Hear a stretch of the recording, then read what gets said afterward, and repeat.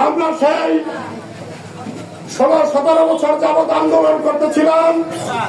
এর ভিতর আমাদের প্রায় 10,000 নেতা কর্মী হত্যা হয়েছে।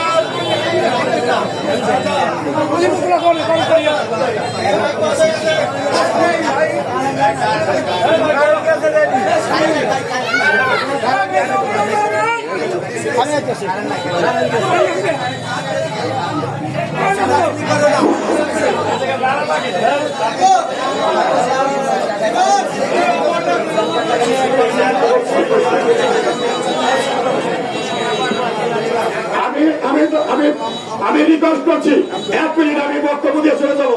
দয়া করে কেউ কথা না বলে ভালো লাগে। আপনারা যে সিরিয়ালে বিল্ডিং চলতেছেন একটা সাইডে দিয়ে একটা দোকানে চলে যান।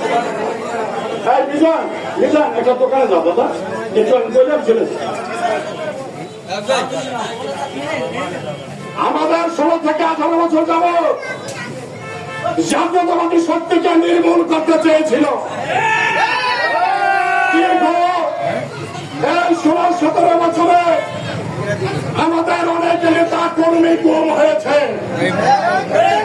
আমরা অনেক নেতা কর্মী কারাগারে ছিল, এখনো আছে। আমাদের তারেক রহমান এখনো দেশে আসতে পারে নাই।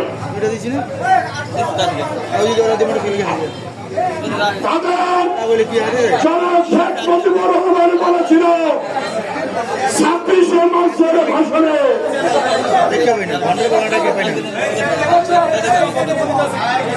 26শে মার্চের ভাষণে বলেছিল, কি বলেছিল? রক্ত যখন দিয়েছি, রক্ত যখন দিয়েছি রক্ত আরে দেব। তার উত্তরসূরি শেখ হাসিনা রক্ত পিপাসু।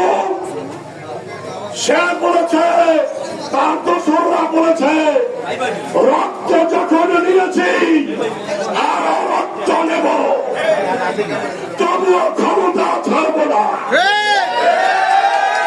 মায়ের কোল যখন খালি করেছি আরো খালি করব, ক্ষমতা ছাড়ব না।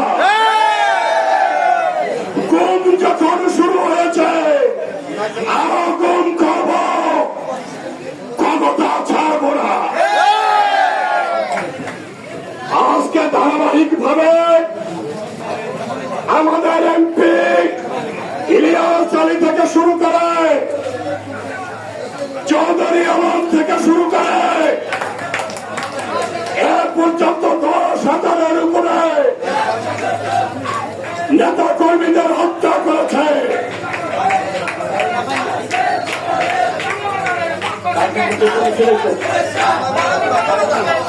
বাংলা বাজার থেকে সৈকতের নেতৃত্বে